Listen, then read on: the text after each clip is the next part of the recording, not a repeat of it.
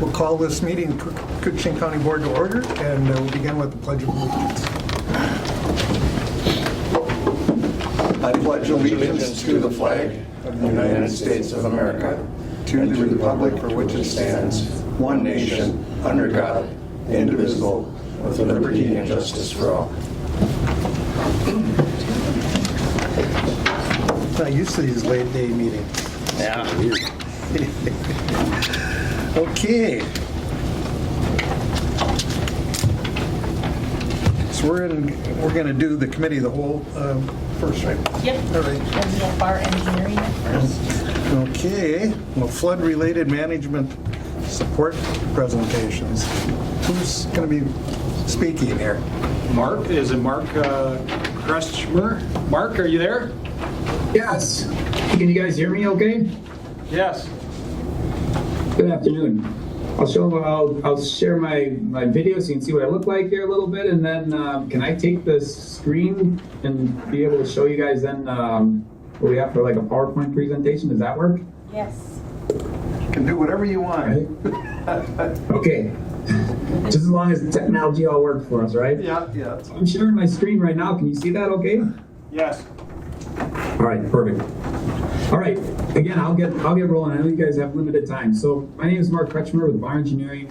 Before I introduce our team here today, I just want to thank you guys for the opportunity to present Bar's capabilities.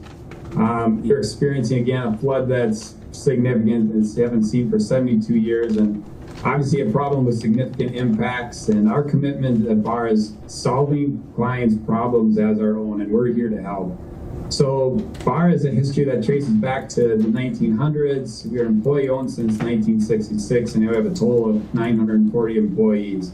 We're headquartered mainly in Minneapolis. We have 10 offices through North America, and we're close to your county, not that far away, with offices in Hibbing and Duluth. So BAR is committed to providing you an exceptional client experience, and especially at this time where you need hit the ground running assistance. And I've heard that a few times, and I'm going to use that term because I think that's what you need. Making your problems our own. We'll get up to speed on the issues, consult collaboratively, and work alongside you on the help transition to the road of recovery. So let me introduce the team here that we've got on the call here today. And I'm just going to run through these guys. We'll get to talk here a little bit later, but again, my name is Mark Kretschmer. I'm a civil engineer with 26 years of experience. I've been with BAR for 14 years, and with the last 12 years, I've been working mainly exclusively on flood risk management type projects as a project manager. Kent Lockasmo, another civil engineer here, all civil engineers from us today here with 45 years of experience, and Kent has worked with the Minnesota DNR prior to starting at BAR in 2020. And has significant experience related to project funding. Matt Metzger, with 17 years of experience as a civil engineer, he's worked for BAR for those 17 years, and again, another guy like me with some significant flood risk management background. I'm going to show this graphic. This is pretty quick and right to it because I know we have limited time, but BAR is a strong flood recovery and flood risk management background. We've been involved in small improvement projects to large complex ones. So showing this graphic here, you can see our experience across the top part of that. And our project involvement is spanned across all these key aspects. Immediately, what's important to your county is cleanup, damage assessments, alternatives, evaluations, and public outreach. So BAR provides engineering services for numerous watershed clients, districts. We've helped with tracking reimbursement expenses through FEMA's Declaration for Disaster program. We've also helped develop plans for coordinating right of entry and assessments. Our teams have used GIS combined with Survey 123, which I think is probably a really good application here. We would plan to apply that to this project. The other thing here we've noted too is that there's disposal of, you're probably going to be dealing a lot of the disposal of post-flood demolition debris, sandbags, etc. So, we've heard that the MPCA has concerns with disposal of sandbags due to the potential wastewater contact. just some initial thoughts for us on this is that, we should plan to test those for pathogens. Depending on the results, you might have some disposal options such as, land apply those sands to similar to what you do with like a Class B biosolid. Sand could be also used by the county highway departments as winter sand for roads. You can use it for highway construction. Sand could also be used for landfill cover options. And that's all if testing results are favorable. If testing results require to go to a landfill disposal, BAR has been involved with multiple landfills in your county, the Blue Light Rock landfill, Boise White Paper landfill, and they're currently working on the the International Falls demolition landfill. So we're close by working on some of those things. Public relations as well here, from our involvement with watersheds, cities, other flood projects. We have experience with dealing with website content. If you do have a website, to share that information out, and just then FAQs related to floods, providing those out to get the message out fast, because that's probably what you're going to need here, real early in the game.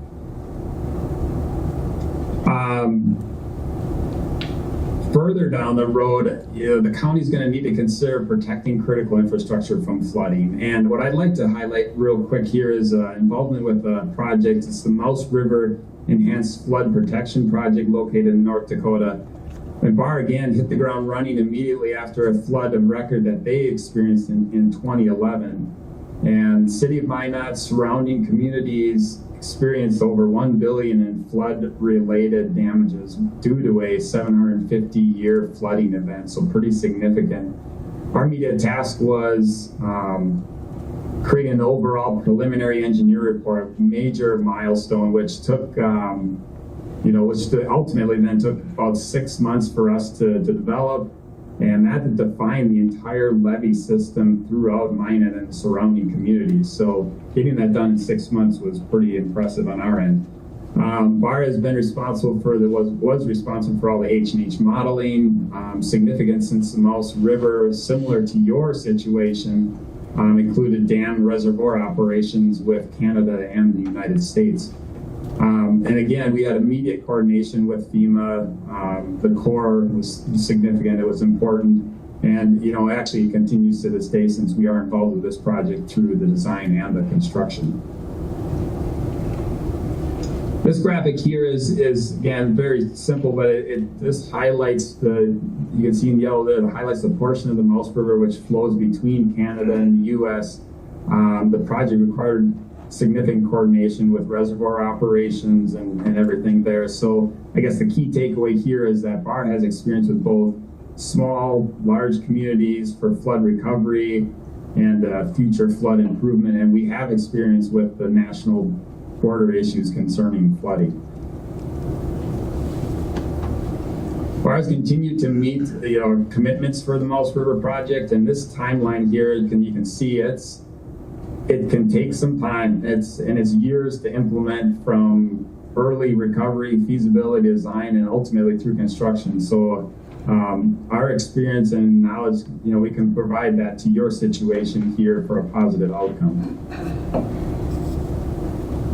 Next, I want to introduce Matt Metzberg here to talk through the relative combined experience that we have. Thank you, Matt. Thank you, Mark, and thank you, board members, for allowing us a few minutes to share our experience with you. And again, you're in a really difficult position with what you're currently going through and then your pathway forward. And what we would like to do is draw on our background to help you in whatever way we can. And our approach to that is always centered around, client service and listening to you and building the right kind of team around the people in your room, with the services and experience that you're most going to need and when you're going to need it. That starts with listening to you. That starts with understanding your unique experience. Every flood is different and unique. I've worked with individual homeowners in watershed districts up to basin-wide flood risk reduction projects in Fargo, Moorhead, North Dakota, Red River Basin, Oslo, Minnesota, Minot, North Dakota, Des Moines, Iowa. and they're all different, and there's something unique, and your situation is also going to be difficult, unique, and it's going to need a unique team and a unique solution. So to that end, I wanted to mention, that we can, early on in the process, what we like to do is bring in expertise, people that have been on the ground in a variety of situations that can help shed light on kind of where your situation is at and what paths forward out of the flood risk towards success might look like. And 3 people I wanted to mention there would be our teammate Bill Spicala. He is not on the call, but he has 4 decades of experience with the Corps of Engineers, the International Joint Commission, Red River Basin, and has worked on hydrology and hydraulics in the Rainy Lake area before. Secondly, April Walker, who's former city engineer of Fargo, spent many years managing Fargo's emergency flood response and brings that experience of, in the heat of the moment, as well as data to collect during the event and then transitioning to event recovery and funding. And lastly, on the call here, who I will hand it to next, is Kent Lockismo. But Kent has worked for decades, also alongside the previous 2 people I mentioned, April and Bill. Kent's worked with governors, Minnesota DNR, various basins throughout the area to understand their flood risk situation and find paths forward to funding and recovery. So with that, I'll hand it to you, Kent. Okay. Thanks, Matt. Yeah, as previously stated, I had 45 years of work at DNR, most of it, almost all of it in the Division of Waters, where I was the director for 22 years. And I was around for the creation and then the administration of the Flood Hazard Mitigation Program, which has, gotten $400 million up into the Red River Valley for projects over the years. And so there are various options available. You don't want to put too much optimism in this because the legislatures, didn't pass a bonding bill. They didn't pass a spending bill. So with that said, I know at least on the state program, they have very little money left, and they would be spending that to complete some ongoing projects. And the state program is just bonding dollars, so that's more public infrastructure, and it has to jump through the bonding groups. There's also, the HSEM, the Hazard Mitigation Grant Program, Corps of Engineers, Section 205, small projects. So there are a number of projects or programs that, whether it's April Walker or Bill Spicala or myself, have dealt with significantly, that we can at least get the process moving and get you in a good position to compete for funding. Excellent, thank you, Kent. Well, I know we've got a 15-minute time slot. We're right at about 15 minutes here into the hour, so I just want to leave you with our contact information. There's our website, and specifically related to flood risk management, you can see what we have done there. I also included Rachel Walker Consulting. Again, we plan to partner with her on this venture with her, and she would again provides a lot of great expertise as well. So I have her link as well. So with that, I guess if there's any questions, otherwise that's our presentation. So thank you for the opportunity. Go ahead, Matt. Just a question on funding for our immediate needs when we talk about debris, sandbag management, and then also the assistance that you might provide related to reimbursement from FEMA and state sources. So on other projects, were your fees reimbursable, for that work?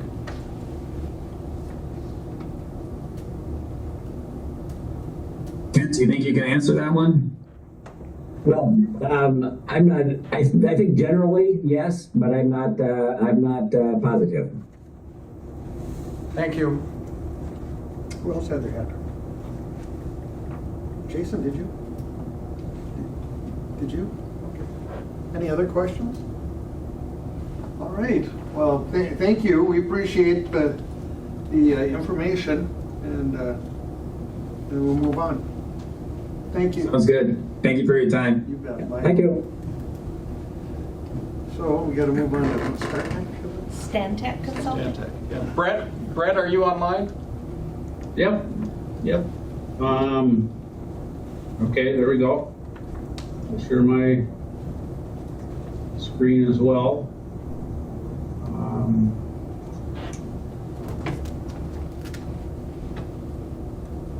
Okay, hello everyone. Can you see my screen? Yes. PowerPoint? Very good, yep. Okay, good. Well, hello everyone. I'm Brett Ballavance with Stantec Consulting. I'm in the Duluth office of Stantec. I'm an environmental engineer. Been in the environmental engineering business for nearly 32 years. Worked for state government, worked as a consultant, and worked in industry. I represent the Duluth office of Stantec. Stantec's a large consulting company, and I'll a little bit more of an introduction to that as I get into that. Let's see here. Okay, so you're seeing my screen. So I was formerly with Wenck Associates, was a small Minnesota-based consulting company, been around for over 35 years. And Wenck, in the last 2 years, has been acquired by Stantec, a much larger consulting company based out of Canada. And I would just kind of say, like, the bigger picture look at what we would bring to the table is that Wenck had a very significant solid waste management group. We work with the majority of counties within Minnesota on solid waste management issues, and landfill design, transfer stations, operation, and whatnot. And a unique thing about Wenck was we had a emergency response group. So we've got people that are, versed in emergency response. That part of the company didn't come over to Stantec, but then you take that expertise and you merge it with Stantec, a much larger company with significant FEMA experience all over the planet. And I think that's the general picture of what we would bring to the table on this. So who is Stantec? It's as I said, a Canadian-based company, but we exist on 6 different continents with 25,000 people and 400 office locations around the country. And again, I'm based in the Duluth, Minnesota office.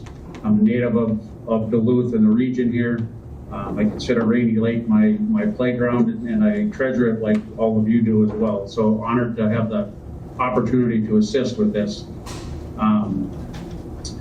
And what I would throw out there is that, the FEMA process, I throw out this slide and this slide just to show the complexity of all this. And there are, there's a lot of nuances to managing the FEMA funding process and disaster assistance, and there's a lot of vocabulary. Stantec knows the vocabulary, we know the process, we can assist with that. And specifically, we have expertise and boots on the ground people fulfilling all these roles at disasters all over the country. So it's this specialization and expertise all over, and I'm just kind of highlighting words and things of interest. And on this slide, I'm just showing that we do disaster services all over the U.S. and I'm just highlighting states: Texas, Pennsylvania, Oregon, California, etc. So we bring that expertise and this boots on the ground type skill set to Koochiching County with that previous blend from the Wenck Associates group. At the same time, it's not just about engineers and scientists. We have funding specialists, because at the end of the day, it's all about the money and having the money part of it tight. So these are the non-engineer type and scientist types, but they're specialized in the funding, the grant applications, getting the money, following the programs to get the money and properly do it. It's also about awareness on what's a reimbursable item, and really looking out for the client's best interest in following the rules and what's a reimbursable cost, etc. On the flip side of that, not following the rules and not having the awareness and having a solid partner to help you through this, you could lose funding, there can be delays, there could be legal issues, negative publicity, type of thing. So just kind of utilizing some of these slides to just kind of say where we can help guide Koochiching County through that process. Documentation and record keeping is critical, and we have a solid team of people assist with that aspect of it, along with just, maximizing reimbursements, preparing for future auditing of the money. There's a lot of money that's thrown out there through FEMA, and it has to, you have to follow the regulatory programs to make sure you're utilizing it appropriately. So I think that's, another thing that we can help with and a lot of expertise on. So in the vein of keeping this short, I know we've got 4 presentations here. I offer that as our introduction to Stantec on this. So any questions or comments? Matt? Brett, I just have the same question for you related to the reimbursement of the consultant fees on other projects. I mean, was the local government agency on any of your previous projects reimbursed for your fees? And do you think it would be the same here, helping us with our immediate needs here? And Matt, I assume that's you. I don't have a solid answer for that. I'm gonna have to get back to you on that. All right, thank you, and it was Matt, sorry about that. Okay. Any others? Okay, pretty quiet bunch. All right, well, thank you for all that information. We certainly appreciate it. And Okay, thank you much. Thanks for the opportunity. Take care. bye now. Burns and McDonald, Hans Rocka. It's actually Hans Bronca Rocka. with Burns and McDonald. So I apologize. I had some audio issues when we started, but I think I have this figured out. I am going to see if I can share my screen. Everybody can see my presentation mode of my screen? Yep. No, not Great. yet. No, you're Not the on. big one, you mean? Can't see it? No.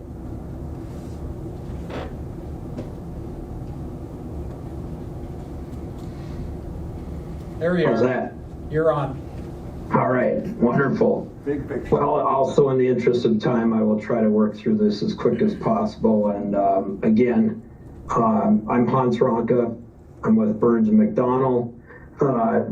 I too office out of Duluth. I've got 27 or so years experience in the industry, and it's nice to hear Brett. I remember engaging with Brett years ago when he was at the Minnesota Pollution Control Agency when I had questions about waste and materials management and everything. And I've actually the formidable years of my career were with Bar Engineering, where I probably executed on more emergency response projects than anyone else in the company. And so I'm really rooted with a strong foundation in supporting communities, supporting clients in some of their moments of most need. And some of them are when there's an oil spill and a 100-year flood going on at the same time. So the agenda real quick would just be to introduce myself, and I have a colleague who will also be presenting a little bit. And our focus is really to talk about the here and now with the flood response, the management, development of a materials management plan, implementation and execution, and then the other aspects that go along with that, stakeholder engagement, documentation, reporting, and the potential for post-flood engineering solutions. And obviously, the FEMA reimbursement aspect is a big component of this, and I think we'll be able to speak to that a bit. So I would just like to quickly introduce my colleague Tanya Kohler and let her introduce herself, and she'll be able to speak to some of the solid waste aspects later on. Tanya? Yeah, Tanya Kohler. I have worked with Koochiching County on a few different projects in the past. Actually, we did the final cover regrade for the demolition landfill and worked on your infrastructure improvement plans out of the transfer station, and also assisting Koochiching County with the Northeast Minnesota solid waste plan. So excited to potentially continue working with you guys. I guess, sorry, I'm a solid waste engineer by trade, if you couldn't tell. So You kept us out of prison then. Huh? You kept us out of prison. Yeah. We were being threatened by the landfill issues at one point, so before you guys. Yes. We worked with Matt and helped you guys out with your final cover regrade. So, that demolition facility. Yeah, Tanya, that was pre-Matt. That was in the 90s that Wade was referring to. Yeah, I worked with Matt, so but we got it solved. So. Thanks, Tanya. Thanks, everyone. And speaking of Matt Gwynn, the impetus for the agenda we put together was based on some conversations with Matt, understanding that there's a need to have a materials management plan to figure out what to do with this material, the sandbags, the debris, and other things that have been affected as a result of the flooding. And it's important to understand what the main goals and objectives are. Obviously, it's to do everything in accordance with FEMA reimbursement requirements, similar to the others. I don't know specifically what those requirements are, but that's part of the process of engaging with the county and engaging with other stakeholders, including FEMA, to make sure that we're able to develop a plan that effectively is able to take care of the task at hand, but also to ensure optimal reimbursement for the county. And as with any project, safety is a critical aspect of that. Everybody wants to return home safe to their families. People don't want to get hurt, and there's also the added liability associated with issues that come up if we're not able to execute the work safely. So a few key things with the safety is being able to identify the hazards. Part of the materials management plan is going to have a hazard assessment identification. Also, how we and others would go about interacting with the public, not necessarily expecting that we've got hostile landowners necessarily, but if there's going to be heavy equipment and traffic and activities outside of the ordinary, say pre-flood ordinary, it's going to be very important to make sure the public is well protected, as well as those in the community helping to serve and try to get the community back on its feet. And a big part of that is the logistics associated with traffic and whatnot. And then, of course, making sure that there is a plan to engage with first responders locally in the event that there is a situation where somebody needs medical attention or whatever, to make sure that we're addressing what those contingencies are, having very clear lines of communication in terms of who's going to do what. And again, understanding the roles and requirements of FEMA. I'm not sure how far along in the process of consultation the county is with FEMA, but there's a lot more that will need to get out on the table in order for us to be able to help you meet those obligations for reimbursement. And from an accounting standpoint, my company, Burns & McDonnell, does a lot of work in the federal space. So we are Federal Acquisition Regulation, or FAR, if you will, compliance. So everything we produce from a financial standpoint is in compliance with the FAR standards. And that's really critical for the planning, the contracting, and the tracking of the cost recovery. And we'll get into a tool that we think could be very helpful in working with that. And, will FEMA have boots on the ground? How are they going to be interacted with between the county and potential contractors and whatnot? Another critical important is just simply preparing the scoping of the plan, understanding the workflow prioritization. Floodwaters are receding. So having strong project management at a local level, boots on the ground level, will be critical for that. And then to be able to manage change effectively. These are unknowns. While the floodwaters may be receding, who knows what will be discovered as those floodwaters recede. Have we accounted for everything in the plan? Do we have an opportunity or an option to be able to adjust the plan as needed as we're going?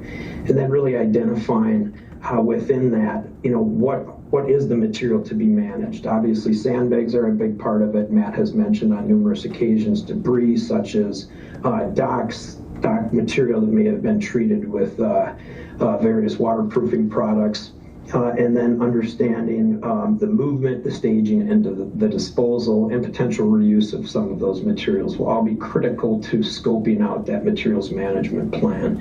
And if a lot of that's already been prepared, that's fantastic, but being able to understand what that is so we can effectively go in and implement and execute on the plan would obviously be critical. And then, what type of potential screening? How do we classify the debris? Screening, will there be analytical testing that would be required, or some other means of being able to classify the material to ensure that it gets to its ultimate location? And then where would those activities occur? And then understanding really what the drivers for completing the tasks are in terms of priority. Will it be go around as the floodwaters are subsiding? Would it be to tackle the most technically challenging areas, go after the largest volumes of where material or debris is, or try to take on what most costly items are first? So really getting that prioritization of the workflow is going to be critical to effectively being able to manage the debris and material. And then that all would feed obviously into the schedule. And then of course we come to finance. Again, it's clear based on your questions and what we've learned that the intent is to get reimbursed by FEMA. So to make sure that there is a clear understanding upfront about what those program guidelines are and what, if any, constraints. And then another big element of the finance would be the contracting. Who's hiring who to do what? Those are all things that would go into development of the materials management plan, or at least implementation or execution should we come to support that. Just a little bit more, and I can hit these quickly because the next few slides get into kind of the meat and potatoes. We have a lot of experience executing on very large capital projects of a linear nature or of a nature where there are hundreds, if not thousands, of various stakeholders. Getting access to properties, tracking damage when a construction activity occurs, and being able to make sure that at the end of the day, the landowners, the individual property owners are made whole. And so using GIS, very common to most applications nowadays, in database tools would be really kind of the pivot and critical to how we would support this. And those tools provide for opportunities for almost any degree of documentation, kicking out reports on a property-specific basis, communications with landowners or other parties, and then of course what deliverables could be associated with the tracking of that information. And so a tool that Burns & McDonnell has developed is called Involve. And just as it says here, it's a geospatial data management tool that we developed to interact from a real estate standpoint, basically identifying parcels, properties, and landowners. And it's really for that whole public interface piece to make sure that people have been clearly communicated with up front, to make sure that we understand the objectives of what the client wants to get accomplished, and also to make sure that there are no surprises on either end. And it also serves as a way to maintain that information to make sure if there, for whatever reason, is a dispute or some type of disagreement, that there's a good system that has tracked that. So while Involve is a proprietary platform that is geospatially based, it really, the key is, and I think this was mentioned in one of my calls with Matt, Survey 123 really works in seamlessly with that. So Survey 123 could be used on the front end as the tool for obtaining a lot of that data and information. And that would be something that would most likely be deployed with people out in the field with a tablet or whatever, being able to go almost door to door. And again, that data management is critical, not only for the stakeholder engagement, but again, for that reimbursement aspect. So I just want to make sure that pausing there, if anybody has any questions about the tool that we would propose to be using for this. Anybody? Okay. So here's just a screenshot of a page out of our Involve tool. And what you can see is we're able to upload GIS information from a shapefile either provided by the county. It could even be an Excel spreadsheet. Anything that gives us the geospatial information we need then to be able to really auger down on a property specific basis to be able to contact the landowners. We've got any number of different tabs that we can use to document communications, access agreements. We can even quantify the type and amount of material that may be at a property, and then on the back end be able to work to actually kick out, say, a task order that would go to a contractor who may be driving around with the dump truck or the roll-off container to be able to collect this. So Involve really is the tool that all of that workflow pivots around. And then being able to kick out any type of reporting. The entire package is compatible with Microsoft Office, so Excel is often the Microsoft software that we use in association with Involve. And it can be, used for creating, reporting on a daily basis. If the county needs real-time updating to sort of track against some type of metric, budget, making sure that the quantities are jiving with what's being collected on the front end in the field with where it may be going for staging or final disposal. So lots of different ways to kick out reporting. And here's just an example, and I will forewarn you, this isn't for a flood response. This is for a large linear construction project, but it gives you a visual of exactly how granular of tracking of the data we can have in terms of how we've communicated with folks and the information we're getting. Another just a screenshot of how we're able to track commitments. Once we've met with these landowners, we've agreed, all right, you've got X number of sandbags, looks like you've got a pile of debris here, being able to verify that indeed those are reimbursable items, and then being able to track that commitment all the way on through to when that material ultimately ends up at its final place of disposal or reuse. And so this would just, be following up on the plan, getting on to the execution of it. So a lot of the things that I just talked about, again, with the GIS tool and the platforms associated with it, how that helps drive the public engagement and management of our contractors, right on down to the facilities. And this is where I'll turn it over to Tanya just for the last few slides here to speak to our understanding of the facilities and how the facilities in your area may be used for management of this material. Sure. So obviously we've collected, and we've engaged with all the stakeholders, and we've collected material. Where does it go, right? And so, we are very aware of your facilities on site. I've actually been up there. It was a couple years ago now, but I was able to walk around and get a good understanding of your existing facilities, the demolition landfill, the MSW transfer station. Obviously, if we have materials that need to be long hauled all the way to Marquette, that's going to be costly, so we need to make sure that we are segregating materials to the fullest ability, just to make sure that we limit how much is being long hauled, or as much as possible. And we're also familiar with your MPCA permit engineers and can work with them for coming up with variances for stockpiling on site, and being able to segregate, if there's some options for emergency disposal, waivers, for disposing of, say, treated lumber in your demolition landfill. If they'd allow something like that, we are very familiar with PCA, and we can work with them on that. So, thanks, Tanya.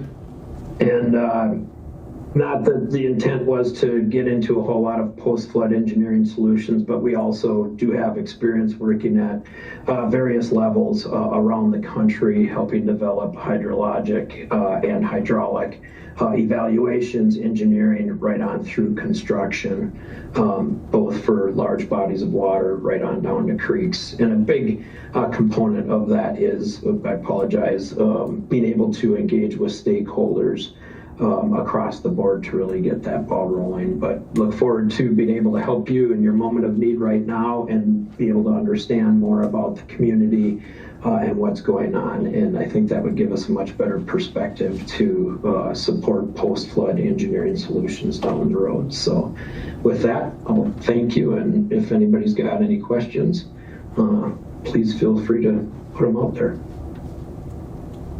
Go ahead, Matt. Just the same question to you, Hans, about your fees and reimbursement, and as far as our immediate needs. Because of our status under FAR, we're confident that if we're able to know what the terms and rules of engagement are with FEMA, that the majority of what we're able to do would be reimbursable. We'd of course have to see exactly what the specifics are, but that's the whole intent, is to go into this with a plan that delivers you the reimbursement on the back end. Thank you. Anybody else? Welcome, thank you. All right. No other questions? Okay, well, thank you very much. Appreciate it. Thank you. All right, we'll move on then to SEH. Jason, are you there? I am here. Can you hear me? Loud and clear. Excellent. So I'm getting ready to share my screen right now.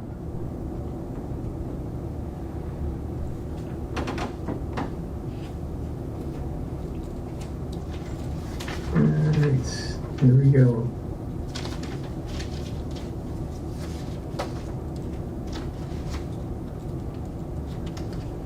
Good afternoon, everyone. Again, we are SEH. I'm Jason Chopp, and with me today is Jeremy Walgrave.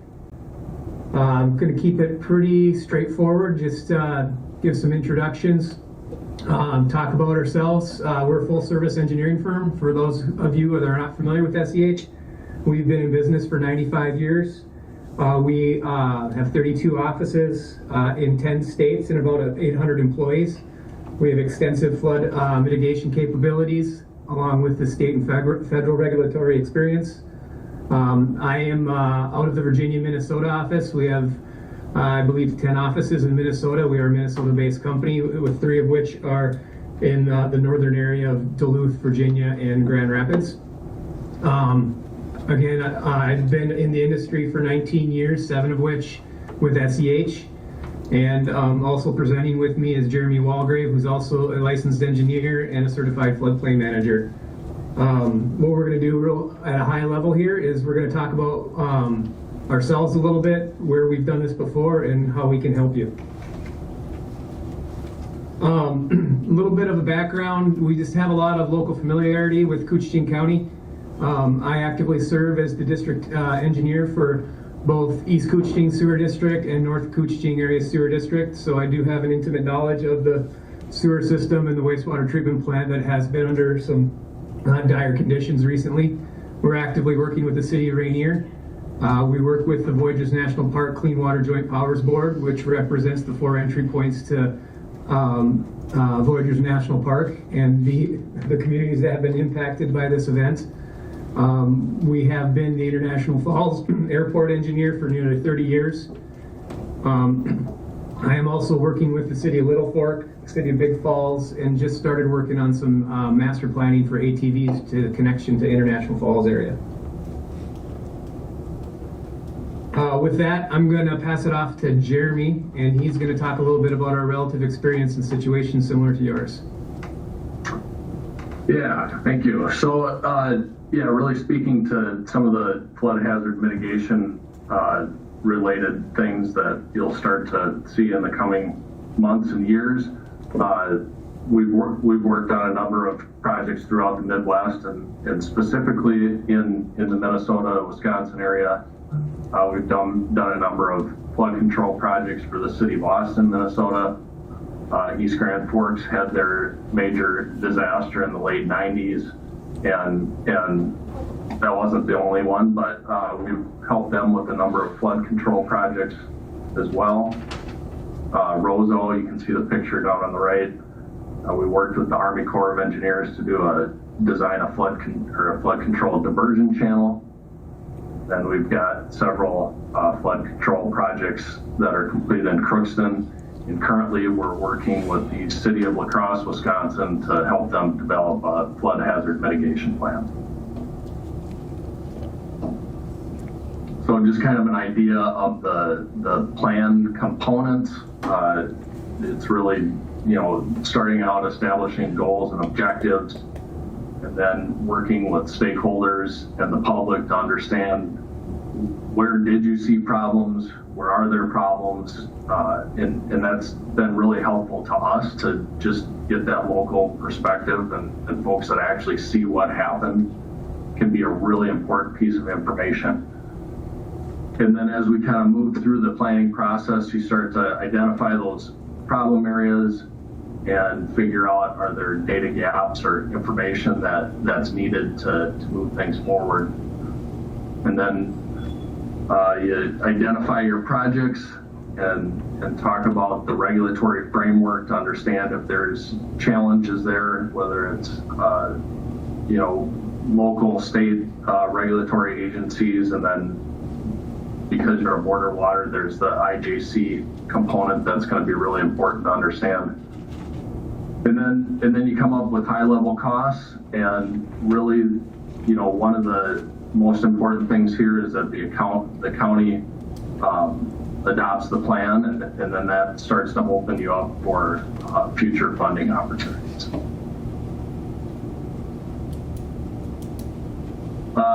Just kind of an idea of some of the tools that are out there for flood hazard mitigation. There's some softer and harder elements to it.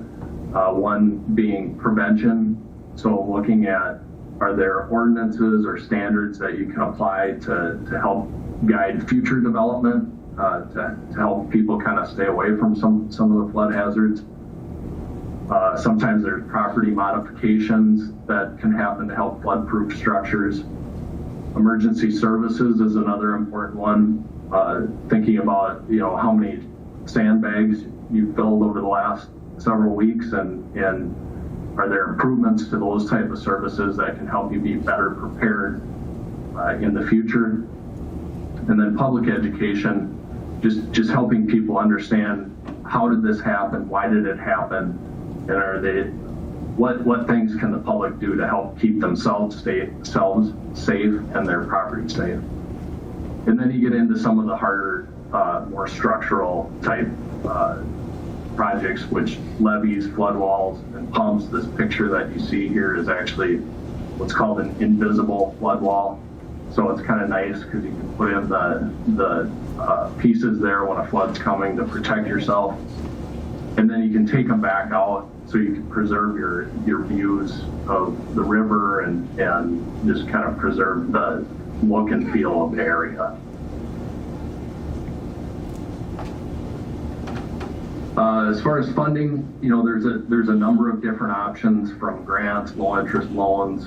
There's the Minnesota DNR Flood Damage Reduction Program, and then there's Army Corps of Engineers, and then there's also a relatively new program, the FEMA BRIC program, which is building resilient infrastructure in communities. That might be a good program once you start getting into the details of your plan and what kind of options you think are out there for you. And then we have a number of funding specialists. That's their specific role at SEH, to look for these different funding opportunities, and really they work with a lot of our engineering staff just to understand the strings attached, for lack of a better term. And that's a service that we provide at no additional charge to assist folks with funding applications. So with that, again, we just kind of gave you a high overview of SEH and some of our background. I'll open it up to any questions you may have at this point.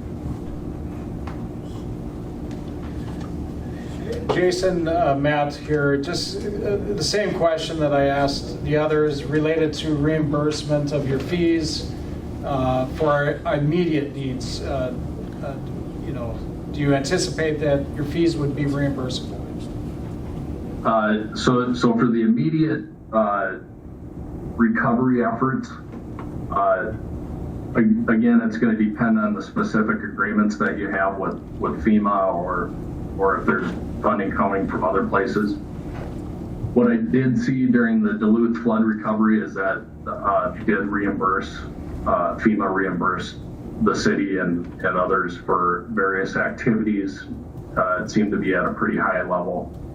And then for future projects, again, that's something when we start looking at the different funding options that we kind of dig through the strings attached, and we look for stuff like that. Are professional services reimbursable? Is there some sort of local match that's required?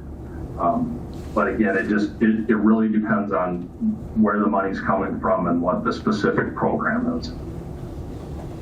Thank you.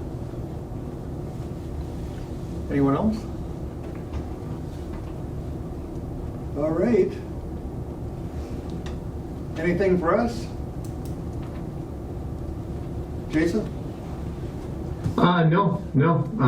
Again, I appreciate the opportunity to share our information with you, and like always, I'm sure I'll see one or more of you in the coming weeks. I see you more than my wife. There might be some truth to that. Anyway, thank you. Appreciate it. Yep. Thank you.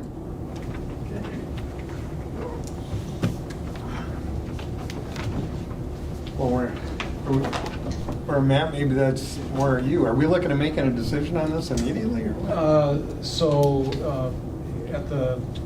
When we have discussion during the county board meeting, I'm going to request that the board consider giving authorization to the emergency management team to engage with a consultant for help through this recovery phase.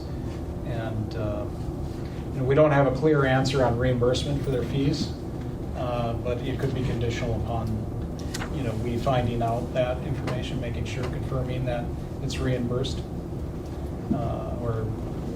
and if it's not, I guess we could come back to the board and say, this percentage is reimbursable. Do you still want to allow us to move forward, or you could give authorization either way. This would be an open-ended contract. It's not like we have an exact amount. They charge hourly, so I guess it's something to think about. But I'm looking for authorization so that the emergency management team could look into it, and if it's a covered expense under FEMA's guidelines, that we could engage a contractor to help us out. Okay, we'll cross that then we come to it. Yeah. All right. Anything else on the flood from anybody? All right. Hearing none, we'll move on then to the regular meeting. First item of business is to approve the agenda.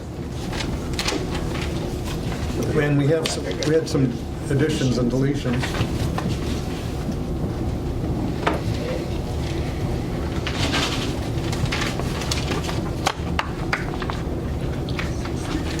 Mr. Chair, I'll move with discussion.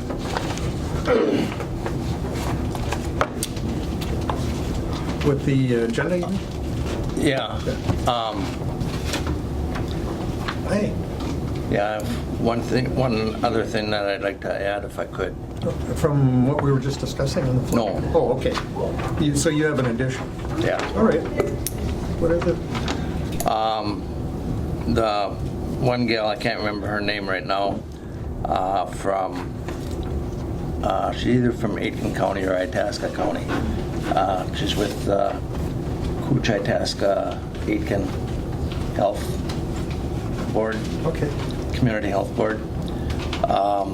She was looking for someone to, and I thought we had done that, and I went back and checked the minutes because Terry was on that, and they were looking for someone to take Terry's spot.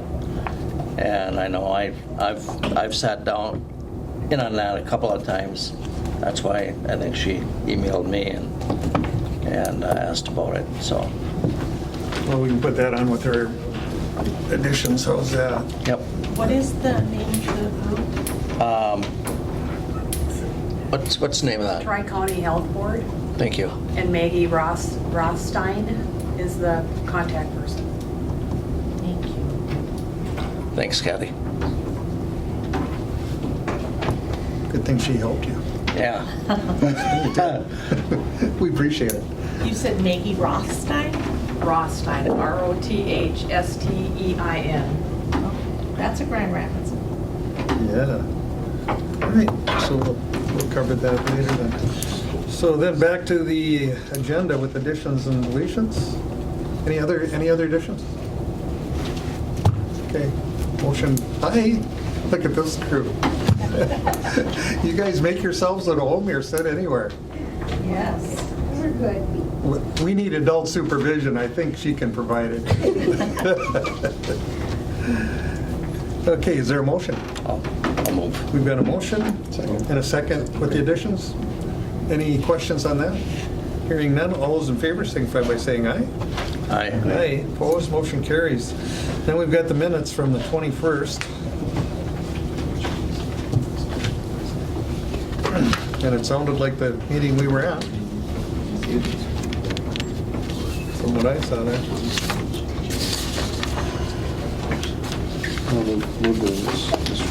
Okay, we've got a motion and a second to approve as presented. Any questions or discussion on that? Hearing none, all those in favor signify by saying aye.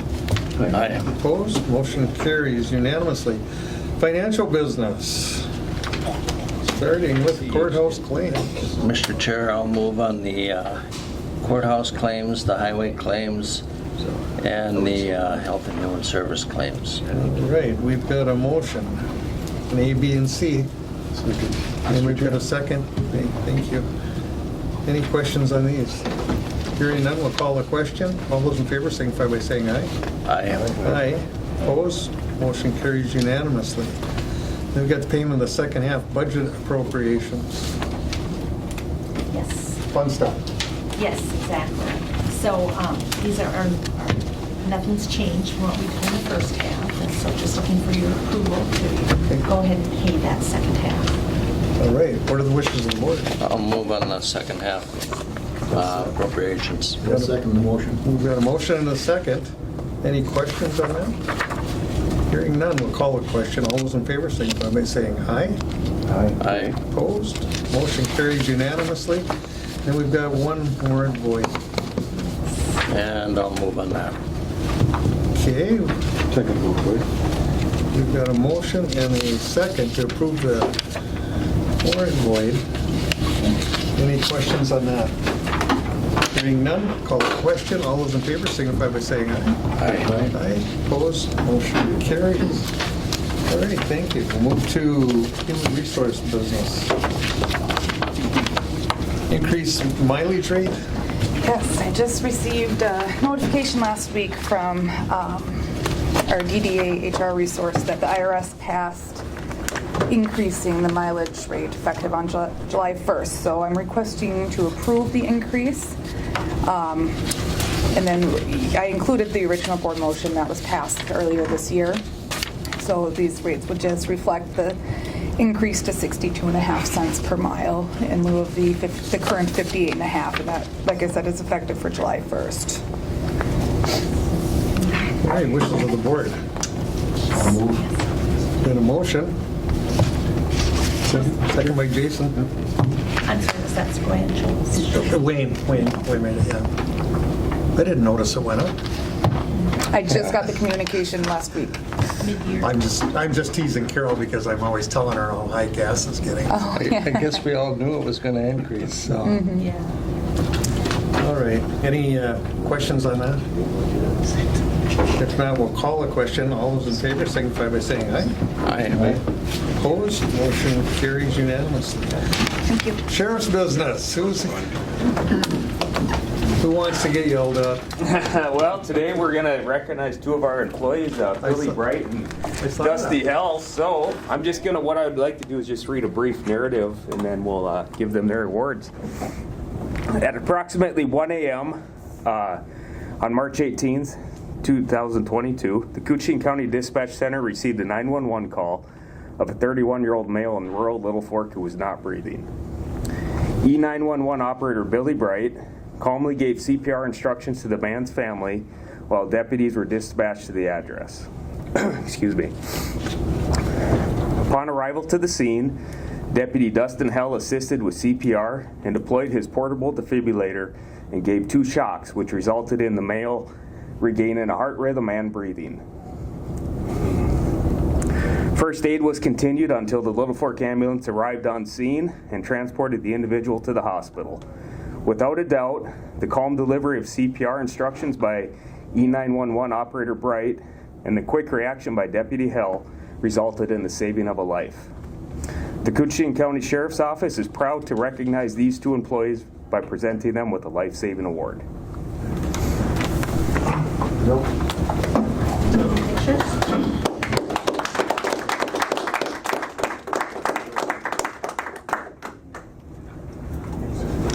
And if we can take a couple photos. That's a life-changing event, to save a life. Yeah, and that's it. You know, that's just an example of how great our employees are. You know, it's two of many of our great employees. So they did a fantastic job, and just to take a minute to appreciate them and recognize them publicly is Very nice.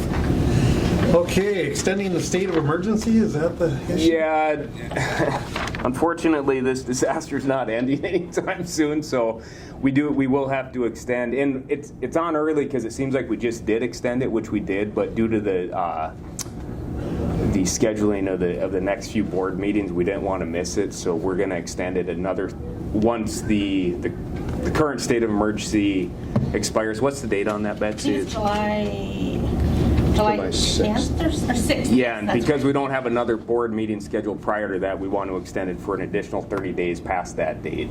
Makes sense. And I foresee doing this until it's over. You know, especially when it comes to that FEMA reimbursement for the debris management. It's really important for us to continue to extend these states of emergency.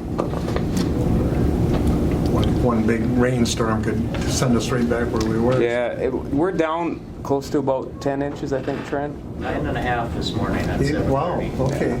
So we have a lot more capacity in the system. I mean, not that we want to see any rain, but we have more capacity in the system where we can handle the rains a little better. It just, if we get a heavy dump, it's going to prolong the misery a little bit longer. It's just those winds. Yeah.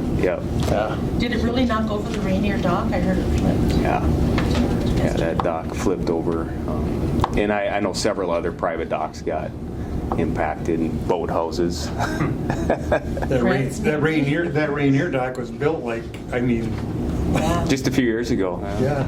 They did a really good job building it. But, amazing. All right, well. I guess just looking for a motion to extend it. The resolution. Yeah. I move to extend. Thank you, Jason. I'll second, Mr. Chair. Jason and Kevin. Thank you. Moving to extend the resolution. Any discussion on that?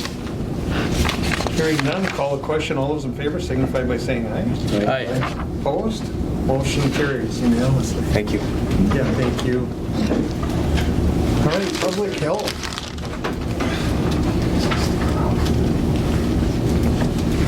How's everything going with you? Oh, we're doing okay over there. We finally have everybody in all of our empty positions, so lots of training going on, but other than that, we're feeling pretty positive. Good.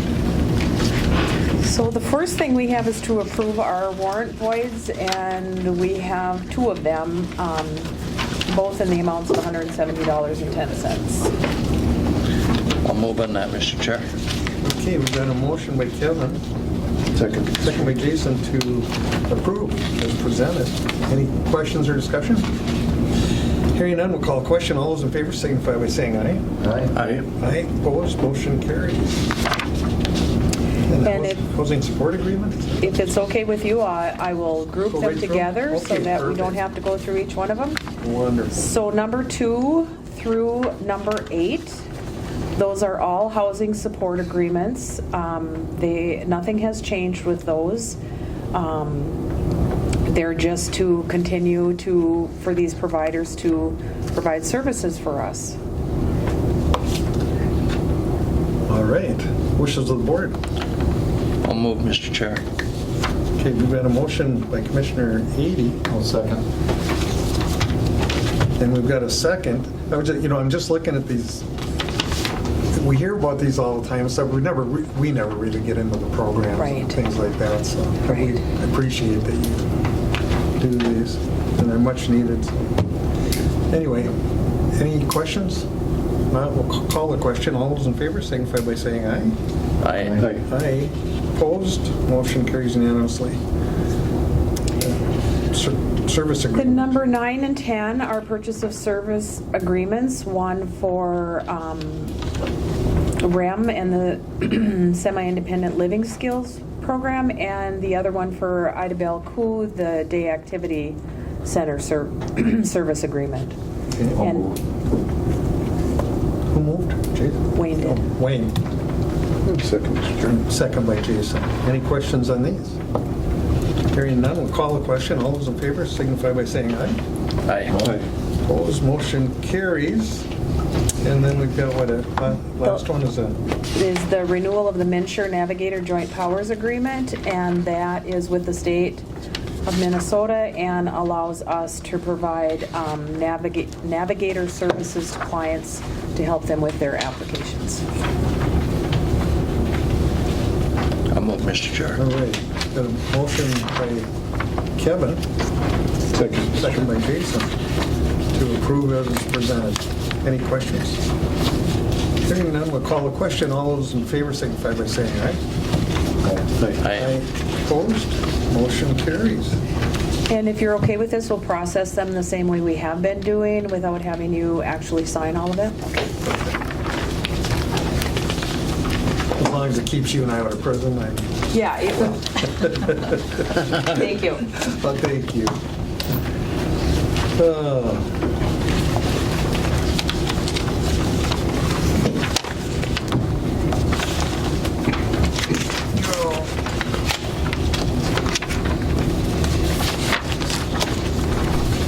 Now we're on the highway. What is it? Your way or the highway? Highway, yeah. Welcome. Anyway, authorize the highway department to advertise for bids for project CP 2022-04. Yeah, so this project is our yearly crack seal and mastic repair. We're a little bit behind this year because of the flood. Typically, we would have advertised this maybe a couple months ago, got our bids and everything, and given the contractor an opportunity to address the roads maybe a little bit earlier in the summer. But this year, like I said, we're a little bit late. So the roads we're looking at addressing are CASA 6 and CASA 25 down around the Mizpah area. 25 would be all of 25, and CASA 6 would be the east-west portion. There's an additional north-south portion that connects up to Highway 1, but we would not be addressing that area at the time, or at the moment. So it's approximately 10 miles of roadway, which is what we do on a yearly basis. We're looking at an engineer's estimate of about $280,000. I'm hoping that that's high. It typically is. It is high. We come in with pretty good bids when we do advertise. So yeah, we're looking to get authorization to bid CP 2022-04. Got a motion by Commissioner Skoye. Second, Mr. Chair. We've got a second by Jason. Any questions, discussion? This isn't a road where we had someone drown. That's 36. That's 36. Yeah, we brought that road up 2017, 2018, Okay. something like that. So 25 would be in between Clear and Dark Lake. Okay. And then 6 comes back into Mizpah, I believe. Yeah, I think 6, or is 6 the Pine Top Road? Yes. Yep. Yeah, I just remember that drowning. What a tragedy. Oh my gosh. But it was just a huge. And the other one is what we would technically call, or what we call the Lake Road. Okay. Between the two lakes, I mean, that east one. Okay, any further questions, comments? Hearing none, we'll call the question. All those in favor signify by saying aye. Aye. Aye. Opposed, motion carries. All right, thank you. And thank you. Now we got somebody we can pick up.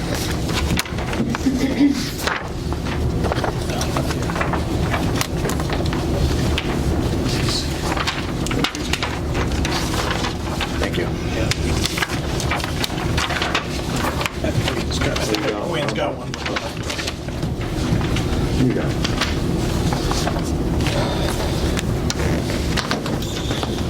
This looks pretty official. Well, I think it's very similar to what 2014's Sandbag management plan was from 2014. There's just a few extra items. So, we're looking at helping the residents as we start the recovery, from the flood, over the coming weeks and months. We'll be getting into that recovery stage, and debris management is a major part of that. So we're asking, I'm asking if the county board could approve the Sandbag management plan. We've had discussions with MPCA, FEMA, and other emergency management personnel, and we'll need to obtain right of entry to the properties for this plan, because the plan is to go into the properties, those that want to participate, and pick up the sandbags and then dispose of them at our demolition landfill. If the people want to haul them themselves to our location, they can, and the plan calls for the tipping fee to be waived for the sandbags. But if they want us to pick them up, we can do that. I think in 2014 it was reimbursed. Our we contracted out picking up the sandbags. I don't think the tipping fees are reimbursable.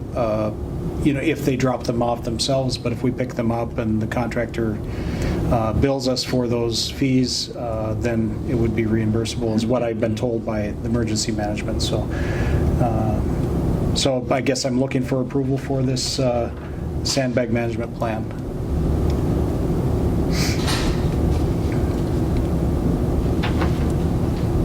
Wishes of the board. Pretty quiet bunch today. I'll move for discussion. All right, we've got a motion. Second. And a second. Kevin. Is there any benefit, like to the highway department or the one gentleman, I think it was the first one that talked to us, said that they can, test the bags and stuff and see if there's any contamination or whatever. If there's any benefit to another department, using the material, I would think it would be a cost savings somewhere else. So the sandbags will be beneficially used at our demolition landfill. Okay, as a cover? As intermediate cover, or as we have to build some roads on the demolition landfill, and so that material could be used for that. But it also could be, it can be, sand can be used for salting roads in the winter. Of course, it depends on the contamination, and I know that consultant was talking about testing, and you'd have to test. I'm not sure what the testing requirements would be of the sandbags and how intense that would get. But we could look at all of that, but I think it will be beneficially used at our site. And I know Highway has plans of picking up their material on their roads and beneficial using that material with some of their projects. We have already gone to the sand piles that we had put out, and brought them back to our salt shed. Okay. And I don't know how much material that was, but, you know, we only have a limited volume we can store there. Yeah, and if we were talking from a highway department standpoint of emptying these bags, putting them in a new pile, that's a very labor-intensive process, and I don't know that there's a payoff there. So I think what Matt has planned for them is a good idea. You know, Matt, I'm just guessing, but I mean, some of this material he'll probably stockpile someplace so he can use it over time. And, you know, if we would have a need for some of it in the future, I'm sure we could work something out. Yeah. And it'll be dependent upon when we have review, MPCA is involved with our management of the waste on this. So we're talking to MPCA, and I've talked to them about different things related to some of the waste that's going to be coming at us. And so I'm sure they'll have boots on the ground, and they'll have some input as to how they would like us to manage that material. And so, you know, obviously we'll be in compliance with that, whatever those rules are.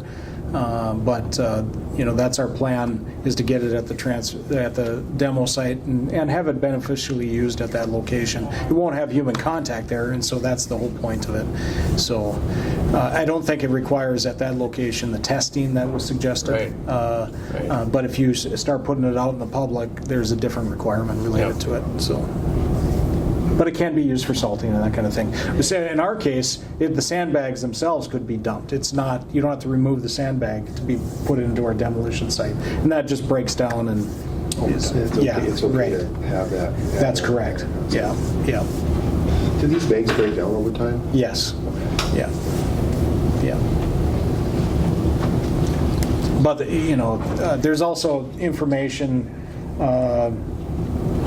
you know, for unused sandbags in this management plan. So if there was unused material that somebody had, then there's disposal options for that too. So, and each situation, they can give us a call and we can just talk to them about it and try to work through it. But I'm sure there'll be residents out there that, I mean, some of them have so many sandbags, they'll want us to come grab them if that's available to them. So they're from the government, here to help you.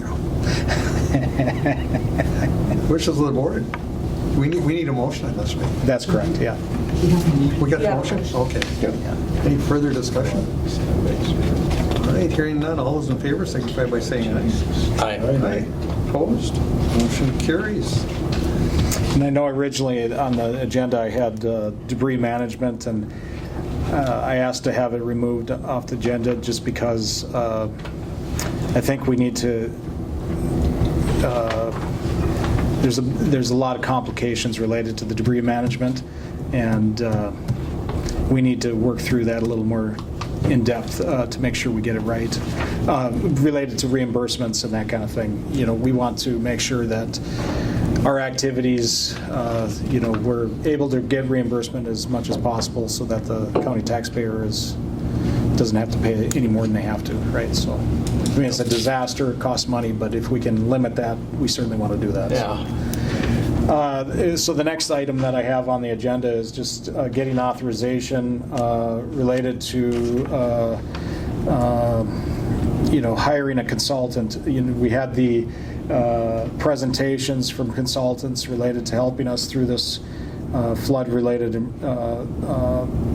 disaster, I guess, and I'm looking for the board to authorize the emergency management team to engage a consultant to provide professional services to assist us with this flood recovery management. And again, I'm not 100% clear that it's reimbursable by FEMA, but I would like to think that this board motion would be, you know, authorize us to engage if it's reimbursable. If it's reimbursable. That's correct. Wishes of the board. Okay. Go ahead, please. I'm sorry. One of the things is we've talked to Matt. I mean, I see Matt's need to get this this group on board to help them manage. And what we're talking about, I think, is the waste. Yeah. I mean, what are we going to do with all this stuff? I agree. It isn't the other part that goes way beyond this in the years to come with the mitigation. That's a whole, I think, a whole nother. That's a different project. Yeah. So I want to just make sure, and I'm pretty sure from talking to Matt, I mean, we're talking about this Immediate need. the immediate needs, recovery needs to handle this material and do it as efficiently as possible. And to help us to try to make sure that we get as much reimbursement as possible for any activities that occur. I think the funding aspect is something it's huge. we all need help with because there's so many pots out there. Yeah, there's many avenues on this here for many different entities too. So I would offer a motion to consult. Motion by Jason. I'll second. Second by Kevin. Is that conditional upon it being reimbursable? Yeah, I guess that's discussion on that. Well, that's what you said. That's what I said, yeah. I just wanted to be clear about it.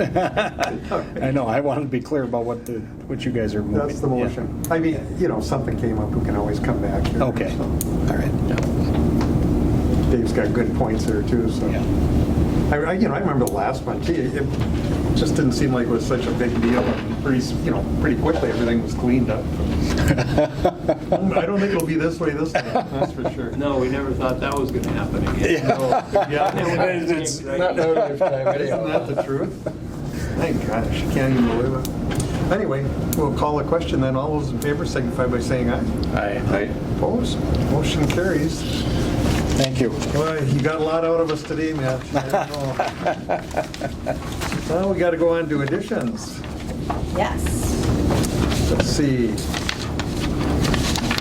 Consider amending a board motion 2022-0541 from May 31st, 22. That's got to give you that one. Okay. And so the board motion read as motion by Scoy, seconded by Shobel, to approve the temporary appointment of Betsy Zarin, administrative assistant to interim administration director, with additional compensation based on county administration director salary, with a sunset date of December 31st, 2023. And further, to temporarily appoint Janelle Peterson, human resource generalist, to human resource specialist with salary adjustment, and then to temporarily fill the vacant administrative assistant position within the assigned wage scale, is how the board motion went. After having worked in doing this job for the last 3-4 months, whatever it's been, I feel that it's not necessary to fill the administrative assistant position.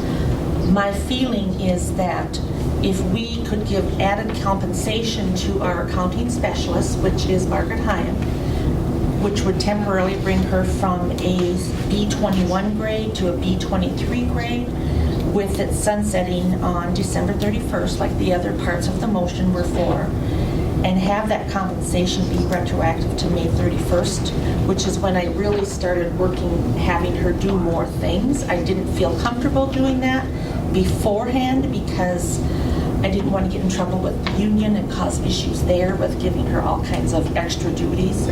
So looking at what I could have her help with her moving into this higher grade with added responsibility, I did call Leanne Stoll from AFSCME, and she was very open to work with me on it. And she said it would have to go to a membership vote, but the next RBA here is a letter of understanding that would be between the county and AFSCME union. So I think she was all for it. I said, she's already doing extra stuff. We should be giving her compensation for it. It's not fair to expect her to do all that. So that's what I'm looking for, is if we can amend that board motion to include giving that. I think I kind of went through it. Yep. So anybody have any questions about? Wishes of the board. I'll move on that, Mr. Chair. All right. Got a motion by Commissioner 80. Second, Commissioner Hughes. Good thing you get in here and fix this stuff. Any questions or comments? Jason? Well, thanks to Margaret and for stepping up and doing that too. For the extra, deal. So definitely appreciate you doing that. All right, we'll call the question then. All those in favor signify by saying aye. Aye. Aye. Opposed? Motion carries. Okay, then on to... The next piece of this is requesting your approval of the letter of understanding that is attached here. And I did have Jessica review this, and I also had Jeff Nagloski review it to make sure that we were covered with everything. And not, because they did put this letter of understanding together. And basically it just talks about Margaret Hyatt, the accounting specialist, having higher responsibility and compensation adjustment for the added duties, and that it sunsets on 12/31/2023. Expectedly that date, but could be sooner, of course, depending on how things go. Sounds pretty reasonable, I guess. This will be dependent upon the membership vote. Because they could block it, eh? They could. She did poll some members and everybody was favorable for it. So now once she has the board's approval, she'll get the membership vote going, and we should hear a final within a week, I'm sure. If that doesn't happen, then we'll come back to the board, or? Yeah, I'll come back. We've got a motion, Commissioner Schoblum. Commissioner Skoye, second. Any questions or discussion? Okay, hearing none, we'll call the question. All those in favor signify by saying aye. Aye. Aye. Motion carries unanimously. Tri-County Health, did we have something there? Yeah. You added that. Yeah, the deal with Terry. They're just looking for somebody to fill the board position. Well, he's recuperating. Looking for you to appoint someone. So who wants to be appointed? Is there volunteer? Their meetings are second Thursday, I think, of every other month. And normally I have that Thursday off. I've done those meetings before. For anyone else interested? I mean, I don't know. I've been there once at the YMCA in Grand Rapids, right? Or used to be. Yeah, I don't remember what building it was at, but it could be. It could be. Down there once. They were out of my league. You go ahead. They'd be out of mine for sure. Yeah, a lot of that stuff is. So I'll just. All right. Well, if there's no objection, then we'll appoint Kevin to that position pending Terry's return. Any other business come before this board, or did I adjourn? Not yet. Have you guys got a healthy motion? We need public Got a motion by Jason, second by Kevin. You want to do public comment? Oh, is there anyone here for public comment? Negative. So it was Schoblum and me? Yep. This motion is adjourned. I mean, this meeting. Not this motion, this meeting. All those in favor? Aye.